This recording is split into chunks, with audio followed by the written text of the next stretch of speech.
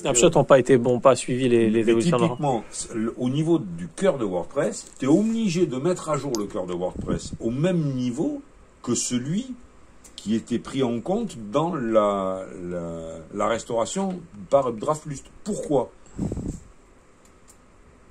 Pour avoir les bonnes versions qu'il y ait une concordance entre la version de WordPress et la version d'Updraft Plus. Non, c'est pour que tous les éléments que Updraft Plus va se ramener soient bien en concordance avec la version de WordPress.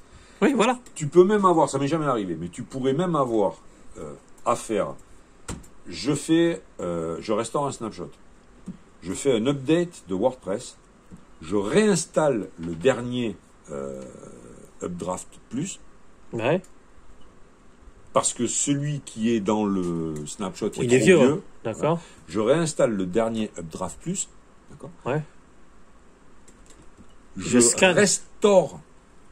restaure à la main la base de données du dernier du Updraft Plus. Pour qu'il soit lui. Pour que la configuration de Updraft Plus qui est dans la base de données qu'Updraft Plus a sauvegardé, donc je restaure une base de données à la main. D'accord, les tables. Suffisamment récentes. Hum. Et après, donc Updraft Plus retrouvera ses petits, je lui fais chercher ses archives et je lui dis de restaurer toutes les archives. Donc là, après, c'est pas grave.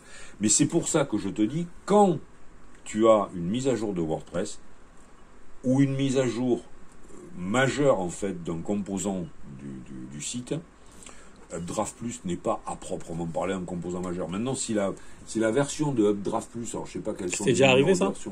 Non, ça m'est jamais arrivé. C'est ce que je C'est-à-dire qu'il arrive avec une vieille version, il arrive à faire le boulot. Une vieille version. Là, tu vois, on est en version 1.4. Updraft, on est en 1.16. Ouais, Updraft, voilà, 1.16.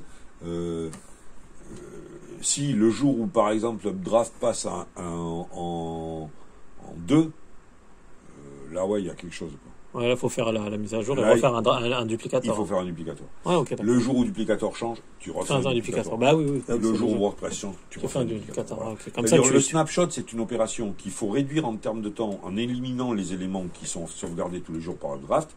Ok. Donc, et tu l'as fait chaque fois que tu veux faire un point de restauration pas trop vieux par rapport au travail que tu aurais à faire. Je vais te dire honnêtement une chose. De tout ce que j'ai vu jusqu'à présent, en faire un chaque fois que WordPress change et un tous les 3 mois au cas où ça durerait plus de 3 mois, ça m'a toujours suffi.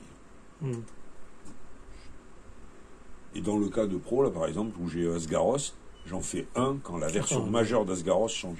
Et j'ai bien dit majeure. Ouais, pas les mineurs. Ouais, c'est bon.